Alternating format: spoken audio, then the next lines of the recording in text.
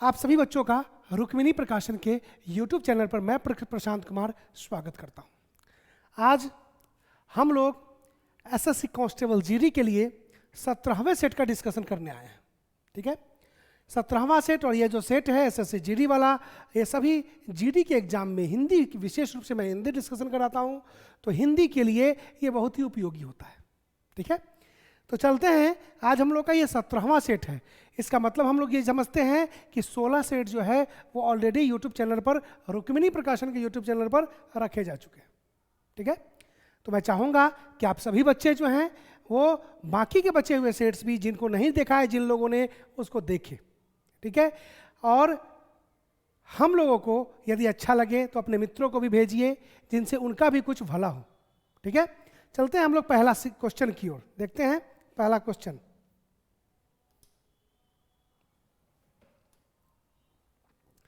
रिक्त स्थान को भरने के लिए उपयुक्त शब्द का चयन करें। यहां पर प्रश्न है, रिक्त स्थान को भरने के लिए उपयुक्त शब्द का चयन करने। उसने खाली स्थान से पत्र लिखा, तो मोबाइल से तो पत्र लिखेगा नहीं, किताब से भी पत्र लिखेगा नहीं, और कागज से भी पत्र नहीं लिखेगा, तो किस चीज से लिखेगा?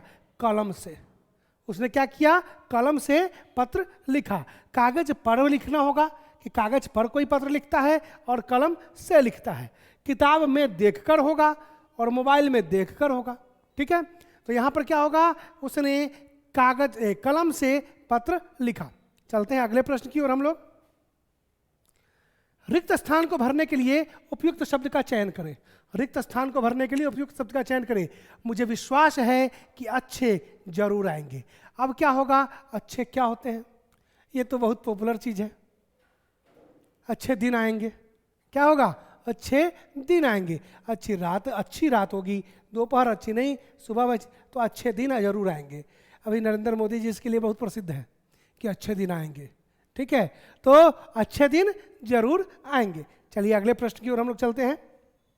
रिक्त स्थान को भरने के लिए उपयुक्त शब्द का चयन करें। दर्जी कपड़े। दर्जी क्या करेगा? कपड़ा। तो दर्जी जो है वो हमेशा कपड़ा सिलता है। दर्जी क्या करेगा? कपड़ा सिलेगा। धोबी जो है वो कपड़ा क्या करेगा? धोएगा। धुनिया जो है, धुनिया क्या करेगा? धुनता है। और बुनने का कार्य किसको दिया गया है? बुनकर को। तो बुनकर क्या करेगा? कपड़ा बुनेगा। कपड़ा बुनकर हम लोग क्या करते हैं? कपड़ा बनता है, जो तागा को बुनते हैं उसके बाद क्या होगा? कपड़ा बनता है। धुनते हैं, जैसे अभी ठंडी का महीना आने वाला है। ठीक है, तो यहाँ पर क्या होगा? रुई के फाहों को धुना जाएगा और उसके बाद फिर से उसको रखा जाएगा गद्दे के अंदर। धोबी जो है वो कपड़ा धोता है, और दर्जी क्या करता है? कपड़ा सिलता है। चलते हैं अगले प्रश्न की ओर हम लोग। दिए गए वाक्य का वह भाग ज्ञात करें जिसमें कोई त्रुटि है। यहां पर एक वाक्य दिया हुआ है, कोई भी त्रुटि है तो बताना है कि इसमें कौन सी त्रुटि है। प्रकृति केवल निर्माण ही नहीं, ध्वंस भी करता है। फिर से देखिए, प्रकृति केवल निर्माण ही नहीं, ध्वंस भी करता है। प्रकृति करती है। ठीक है, प्रकृति क्या करेगी? करती है। प्रकृति करता नहीं है। तो प्रकृति केवल निर्माण ही नहीं, ध्वंस भी करता है, नहीं करती है होगा। तो यहां पर क्या होगा? करता है। ठीक है, चलिए अगले प्रश्न की ओर चलते हैं हम लोग। निर्माण ही नहीं एकदम सही है, ध्वंस भी सही है, प्रकृति केवल सही है। दिए गए वाक्य में रेखांकित खंड को प्रतिस्थापित करने के लिए उपयुक्त विकल्प का चयन करें। दिए गए वाक्य में रेखांकित खंड को प्रतिस्थापित करने के लिए उपयुक्त विकल्प का चयन करें। जिस दिन मैं उस संत से मिली, उनके वाणी से मैं प्रभावित हो गई। बताइए इसमें कि कोई विकल्प है, प्रतिस्थापित किसको करना है? ठीक है, जिस दिन मैं उस संत से मिली, उनके वाणी से मैं प्रभावित हो गई। बताएंगे कि क्या होगा उसमें। संत की वाणी से मैं प्रभावित हो गई, उनके नहीं, उनकी वाणी से मैं प्रभावित हो गई। उनके यहां नहीं होगा, क्या होगा? उनकी वाणी से मैं प्रभावित हो गई। उनके नहीं होगा, उनकी वाणी से। ठीक है, संत की वाणी से, उनके लिए, क्योंकि जब रिस्पेक्ट की बात होती है हिंदी में तो उनका शब्द होता है। तो उनकी वाणी से क्या होगा? उनके नहीं, उनकी वाणी से। वाणी के हिसाब से उनकी वाणी से मैं प्रभावित हो गई। बाकी ये तीन ऑप्शंस जो हैं वो नहीं होंगे। अगले प्रश्न की ओर चलते हैं। दिए गए वाक्य का वह भाग ज्ञात करें जिसमें कोई त्रुटि है। दिए गए वाक्य का वह भाग ज्ञात करें जिसमें कोई त्रुटि है। निश्चल और सरल बचपन की खुशियां चेहरे पर तैर रहा है। फिर से देखिए इसमें, निश्चल और सरल बचपन की खुशियां चेहरे पर तैर रहा है। बचपन की खुशियां तैर रही है, तैर रहा है नहीं, क्या होगा? तैर रही हैं। यहां पे गलती है, त्रुटि निकालना है कि दिए गए वाक्य में जिसमें त्रुटि है वो बताइए। तो निश्चल और बचपन की खुशियां चेहरे पर, बचपन में सभी लोग बहुत खुश रहते थे। याद होगा वो बचपन का पुराना समय जब आप लोगों को दुनियादारी से कोई मतलब नहीं होता था, हमेशा खुश रहते थे। तो क्या होगा? बचपन की खुशियां चेहरे पर तैर रही है, रहा है नहीं होगा।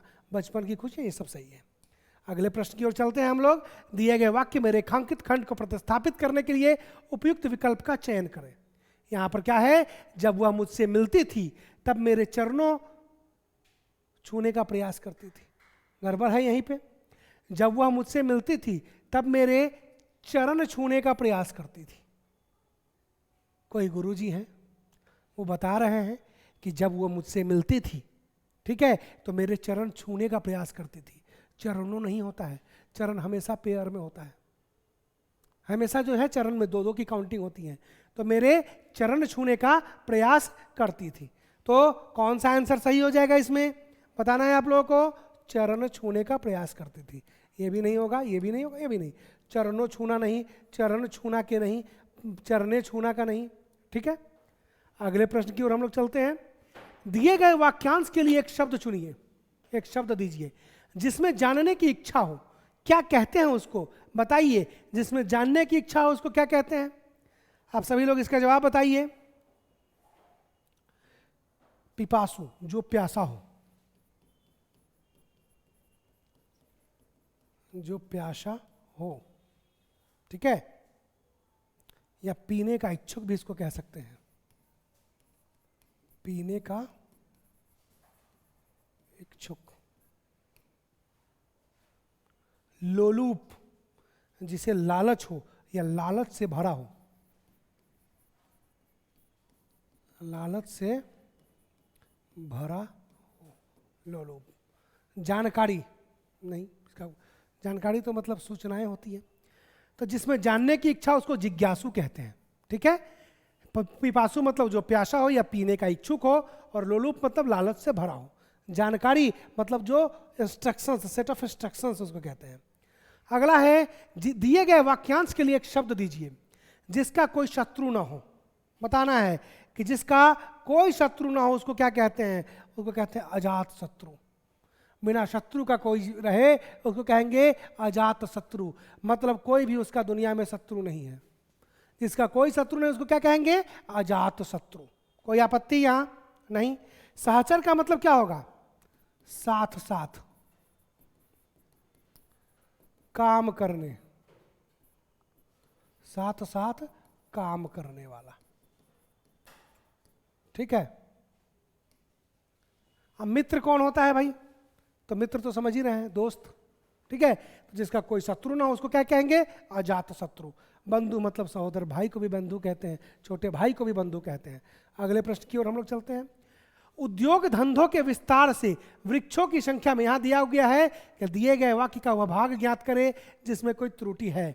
उद्योग धंधों के विस्तार से वृक्षों की संख्या से निरंतर गिरावट आ रही है। संख्या से नहीं होगा यहां।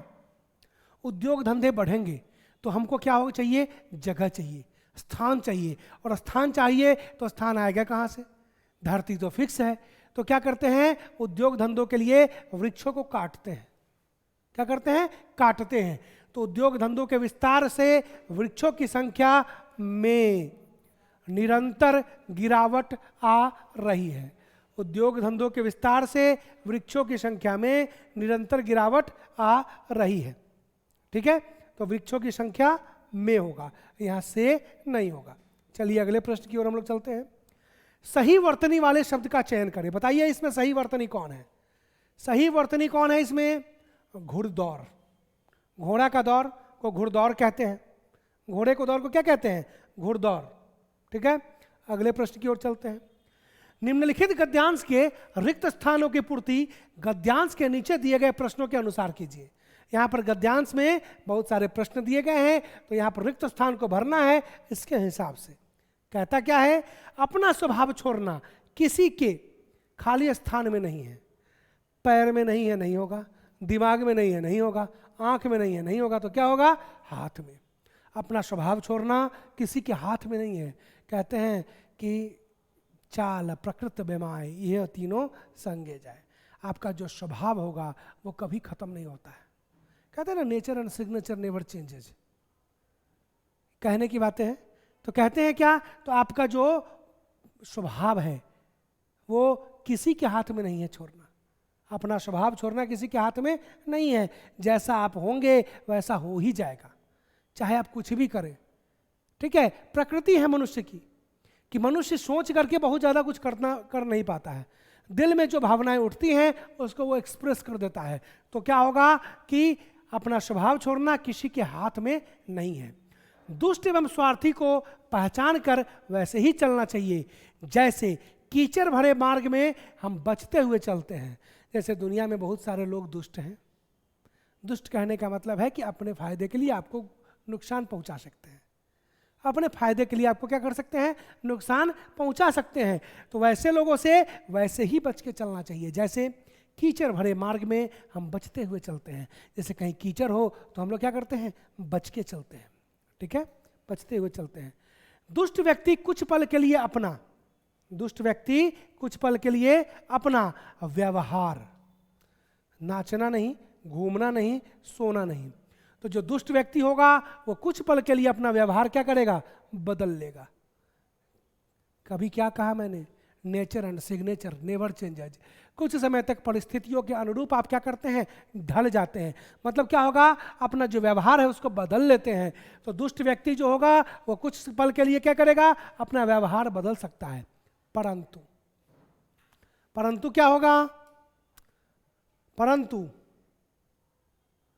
परंतु अवसर मिलते ही, बाजार में थोड़ी ना दुष्ट व्यक्ति का दुष्टता बिकेगा या खरीदा जाएगा। नौकरी नहीं, घर नहीं, परंतु अवसर मिलते ही वह अपनी दुष्टता पर उतारू हो जाएगा। जैसे उसको मौका मिलेगा वो क्या करेगा? अपने आप को फिर से वैसे ही साबित करेगा जैसा वो अंदर से है। आत्मिक प्रवृत्ति जो है इंसान की खत्म नहीं होती है। आत्मिक प्रवृत्ति जो है वो इंसान में हमेशा होती है। तो जैसे ही उसको अवसर मिलेगा वो क्या करेगा? परंतु अवसर मिलते ही वो अपनी दुष्टता पर उतारू हो जाएगा। करेला मीठा नहीं हो सकता है। ठीक है, एवं सांप विष की जगह अमृत नहीं उगल सकता है। विष और अमृत जो है ना वो एक दूसरे का विलोम है। ठीक है, तो जिस प्रकार से दुष्ट पर मौका मिलते ही अपनी दुष्टता पर उतारू हो जाता है, वैसे ही करेला मीठा नहीं हो सकता है। वैसे ही सांप विष की जगह अमृत नहीं उगल सकता है। कभी भी वह जीवनदायिनी अमृत नहीं उगल सकता है। उसका जो फितरत है, कहते हैं कि अपनी अपनी फितरों में जो भी है वो उलझा है। जिंदगी हकीकत में क्या है कौन समझा है। तो अपनी अपनी फितरत में हर इंसान उलझा है। तो इसी प्रकार से सांप जो है विष की जगह कभी अमृत नहीं उगल सकता है, क्योंकि सांप का जो फितरत है वो क्या है? विष उगलना। तो वो क्या करेगा? विष ही उगलेगा। ठीक है, तो विष की जगह अमृत नहीं उगल सकता। पांच को तो कान होता नहीं है आपको, 5 आंख भी नहीं होता है और 5 नाक भी नहीं होता है, तो 5 उंगलियां बराबर नहीं होती है। इंसान के जीवन में ये बहुत उपयोगी पैसेज है आज का। ठीक है, आज का जो ये पद है, गद्य है, वो बहुत ही उपयोगी है। कहता है कि मनुष्य स्वभाव छोड़ना किसी के हाथ में नहीं है। नहीं छोड़ सकता है इंसान अपना स्वभाव। और जिस प्रकार से 5 उंगलियां बराबर नहीं हैं, इसलिए जो ये स्वभावगत विशेषताएं हैं वो रहेंगे ही। समाज में वैसे लोगों के साथ हमको रहना होता है, तो इसलिए क्या करना है कि हम लोगों को तैयार रहना है। दुष्टों की दुष्टता को भी एक प्राकृतिक गुण मान के हम लोग उनके साथ रहते हैं और उसके हिसाब से बच के रहते हैं। ठीक है, तो चलते हैं हम लोग अगले प्रश्न की ओर। दिए गए शब्द का विलोम चुनें। बताएंगे इसमें विलोम क्या होगा इस प्रश्न का। जैसे उत्तम का क्या होगा विलोम? जल्दी से आप लोग सभी बताएंगे कि उत्तम का विलोम क्या होगा। जल्दी से आप लोग बताएंगे उत्तम का विलोम क्या होगा। उत्तम का विलोम क्या होता है? अधम। उत्तम मतलब बहुत ज्यादा अच्छा, बहुत ज्यादा अच्छा। अधम मतलब बहुत गिरा हुआ, बहुत खराब। बढ़िया, बढ़िया मतलब ठीक, अच्छा है। अति मतलब बहुत ज्यादा कर दिया है। कहते हैं अधरों पर उसकी, अधर मतलब ओठ, ठीक है, ये जो रीजन है ना इसको अधर कहते हैं। तो अधरों पर, तो ये वाला रीजन जो है इसको क्या कहेंगे? अधर कहते हैं। तो उत्तम का विलोम क्या हो जाएगा? अधम हो जाएगा, ठीक है, बहुत गिरा हुआ, निकृष्ट। दिए गए शब्द के पर्यायवाची शब्द का चयन करें। रात्रि का पर्यायवाची क्या होगा? सभी लोगों को बताना है रात्रि का पर्यायवाची क्या होगा। रात्रि मतलब निशा होता है, निशा, ठीक है। तो बताएंगे रात्रि का और भी पर्यायवाची क्या होगा, जल्दी से बताएंगे। रात्रि का पर्यायवाची क्या होगा? रात्रि का पर्यायवाची क्या होगा? रजनी होगा। रात्रि का पर्यायवाची क्या होगा? रजनी। अब ये गजनी कौन होता है भाई? जो गजनी, तो अफगानिस्तान की तरफ का कोई ना, तो वो गजनी है, ठीक है। गजनी एक राजा था, पृथ्वीराज चौहान से उसकी लड़ाई हुई थी, तो ये गजनी है। हिमानी का क्या मतलब होगा, बताएंगे आप सभी लोग। हिमानी का मतलब, हिमानी का मतलब क्या होगा? हिमानी बर्फ का कठोर, हिम, बर्फ का कठोर हिम, या इसी को क्या कहते हैं? हिम तुषार। बर्फ का कठोर हिम तुषार, ठीक है, बर्फ का कठोर हिम तुषार। ज्ञानी, जिसको बहुत ज्ञान हो उसको ज्ञानी कहते हैं, ठीक है। जिसको बहुत ज्ञान हो उसको क्या कहेंगे? ज्ञानी, ठीक है। अगले प्रश्न की ओर हम लोग चलते हैं। निम्नलिखित में से उस विकल्प का चयन करें जो गड़े मुर्दे उखाड़ना मुहावरे का अर्थ व्यक्त करता है। गड़े मुर्दे उखाड़ना का क्या मतलब होगा, ये बताइए कि गड़े मुर्दे उखाड़ने का क्या मतलब है? पुरानी बातें उठाना। गड़े मुर्दे जैसे क्या होगा ना कि कोई कभी किसी बात पर झगड़ जाएगा आपसे, फिर आपके जीवन की जितनी भी बुराइयां हैं ना उसको तुरंत तत्क्षण दिखने लगेंगी। आपके जीवन की हर बुराइयां उसको तुरंत दिखने लगेंगी। जीवन में ही उसने आपने कोई भी अच्छाई की हो सब वो भूल जाएगा, और उसके बाद उसी चीज़ों को पॉइंट आउट करेगा, बताएगा कि ये गड़े मुर्दे उखाड़ना कहलाता है, ठीक है, कि इसने ऐसा किया था, ऐसा किया था, ऐसा किया था, ऐसा किया था। तो कहेंगे गड़े मुर्दे उठाना, उखाड़ना, पुरानी बातें उठाना। मुर्दों को कब्र से उठाना बिल्कुल नहीं होगा, गड़े मुर्दों का कहीं और ले जाना बिल्कुल नहीं होगा, नई कहानियां बनाना भी नहीं होगा। अब ये गड़े मुर्दों का कहीं और ले जाना कानूनन अपराध है, कानूनन अपराध है। कोई इंसान गड़े हुए मुर्दे को उखाड़ नहीं सकता है, ये कानूनन अपराध है। मुर्दों को कब्र से उठाना ये भी कानूनन अपराध है, नहीं कर सकते हैं। तो पुरानी बातें उठाना आप उठा सकते हैं, ये स्वतंत्र है। तो पुरानी बातों को उठा करके लोग दोषारोपण करते हैं, दोषारोपण मढ़ते हैं एक दूसरे के ऊपर कि तुमने मेरे साथ ऐसा किया था इसलिए तुम्हारे साथ ऐसा हुआ है, ठीक है। या फिर किसी का एक्सीडेंट हो जाएगा, तो अरे उस दिन तुमको बोले थे ना कि वो साधु जो था वो मिला था ना, उसको तुम उस दिन पैसा नहीं दिया था इसलिए ऐसा हो गया। फिर पुरानी बातों को वो उठाना शुरू कर देगा। आपके भूतकाल में कोई भी गलती यदि होती है और आपके जीवन में कोई भी बाधाएं आएंगी तो लोग उसको तुरंत कोरिलेट कर देते हैं। तो इसको कहते हैं गड़ी पुरानी बातें उठाना, गड़े मुर्दे उखाड़ने का मतलब होता है। अगला प्रश्न हम लोग देखते हैं। दिए गए शब्द के पर्यायवाची शब्द का चयन करें। यहां पर पर्यायवाची शब्द का चयन करना है। क्या, किसका? तो सरस्वती का। सरस्वती का क्या होगा? विद्या की देवी, विद्या की देवी। विद्या की देवी होती है सरस्वती। और भी क्या होगा? ब्राह्मी होगा, ब्राह्मी। भारती होगा, ठीक है। उसके बाद वागीश होगा, वागीश होगा, ठीक है। महाश्वेता होगा, महाश्वेता होगा, महाश्वेता। अब बताएंगे सरस्वती का पर्यायवाची शब्द कौन सा होगा, बताइए। कहते हैं ना शारदा भवानी, शारदा, सरस्वती। नेत्री, नेत्री क्या होगा? सरदार होगा, नेत्री का। नेत्री को क्या कहेंगे? सरदार। अगुआ कह सकते हैं इसी को, अगुआ भी कह सकते हैं, ठीक है, और अग्रगामिनी भी कह सकते हैं, आगे जाने वाली, अग्रगामिनी भी कह सकते हैं, ठीक है। माता के लिए क्या लिख सकते हैं? मैया। कहते हैं ना, श्री कृष्ण ने कहा कि मैया मोरी मैं नहीं माखन खायो, मतलब उन्होंने अपनी माँ के लिए उपयोग किया मैया। कई लोग माई बोलते हैं, कई लोग सिंपली माँ बोलते हैं, कई लोग माता बोलते हैं, ठीक है। अम्मी बोलते हैं, जननी बोलते हैं, अम्मी बोलते हैं, जननी बोलते हैं, जन्म देने वाली। तो ये शब्द जो है ना, माता का पर्यायवाची शब्द है, मातु भी बोलते हैं। देवी के लिए क्या हो जाएगा भाई? पटरानी। पटरानी मतलब देवी होता है, ठीक है। सरस्वती, हरितकी, हरितकी, ठीक है। चलिए तो अगले प्रश्न की ओर चलते हैं हम लोग। निम्नलिखित में से उस विकल्प का चयन करें जो तेल निकालना मुहावरे का अर्थ व्यक्त करता है। गांव घर में लोग इसको खूब उपयोग करते हैं कि तेल निकाल देंगे तुम्हारा, ठीक है, कि इतना काम करवाएंगे कि तेल निकल जाएगा तुम्हारा। तो तेल निकालने का क्या मतलब होगा? कम काम लेना? बिल्कुल नहीं, बहुत बहुत अधिक काम कराना।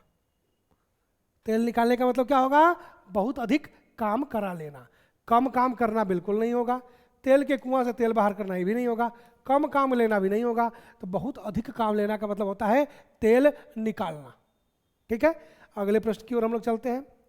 रिक्त स्थान को भरने के लिए उपयुक्त शब्द का चयन करें। यहाँ पर एक रिक्त स्थान दिया गया है, उसको भरने के लिए उपयुक्त शब्द का चयन करना है। आभूषण मनुष्य की, आभूषण जो है वो मनुष्य की क्या करता है? आभूषण से शक्ति नहीं बढ़ेगी, प्रेम नहीं बढ़ेगा, तेज नहीं बढ़ेगा, शोभा बढ़ता है। तो आभूषण मनुष्य की शोभा बढ़ाते हैं। वैसे तो स्वभाव मनुष्यता का निशानी है। स्वभाव यदि आपका अच्छा हो तो ये मनुष्यता की निशानी है, लेकिन आभूषण यदि हो तो ये आपकी शोभा बढ़ाते हैं, ठीक है। अगले प्रश्न की ओर हम लोग चलते हैं। दिए गए वाक्य में रेखांकित खंड को प्रतिस्थापित करने के लिए उपयुक्त विकल्प का चयन करें। जो भी कार्य करे वह सावधानी पूर्वकता होना चाहिए, सावधानी पूर्वक होना चाहिए, पूर्वकता नहीं। जो भी कार्य करे वो क्या होना चाहिए? सावधानी पूर्वक होना चाहिए, सावधानी पूर्वक होना चाहिए। सावधानी, सावधानता पूर्वक नहीं, सावधानी पूर्वक, ठीक है। तो इसमें ऑप्शन नंबर बी हो जाएगा कि सावधानी पूर्वक होनी चाहिए। अगला है, दिए गए शब्द का विलोम चुने। प्रवेश, प्रवेश का विलोम क्या होगा? प्रवेश मतलब आना, अंदर आना, तो निकास होगा, ठीक है। पास मतलब नजदीक, दूर मतलब दूर, ये एक दूसरे का विलोम है। आना और निकास भी एक दूसरे का विलोम है, और प्रवेश का मतलब आना होता है, ठीक है। चलते हैं अगले प्रश्न की ओर। सही वर्तनी वाले शब्द का चयन करें। बताइए इसमें सही वर्तनी कौन सा होगा? उपर्युक्त, ठीक है। उपर्युक्त जो है सही वर्तनी है इसमें। उपर्युक्त का मतलब यहां लिखा हुआ, ठीक है। अब आज का ये सेट पूरा होता है, फिर मैं आप लोगों से मिलता हूं अगले सेट में। गुजारिश यही है कि आप लोग इसको ज़्यादा से ज़्यादा क्या करें? शेयर करें, लाइक करें, और इस चैनल को ज़्यादा से ज़्यादा लोगों को सब्सक्राइब करने को बोलें। हम लोग लगातार आपके लिए नए नए वीडियोज़ ला रहे हैं, और कोशिश यही होगी कि SSC GD में इस बार हिंदी में 25 लाएं। इस सीरीज के बाद हम लोग क्या करेंगे? फिर से नए वाले सेट को क्रिएट करेंगे, 2021 वाला सेट हम लोग करेंगे, ठीक है। फिर मिलते हैं अगले दिन, तब तक के लिए जय हिंद।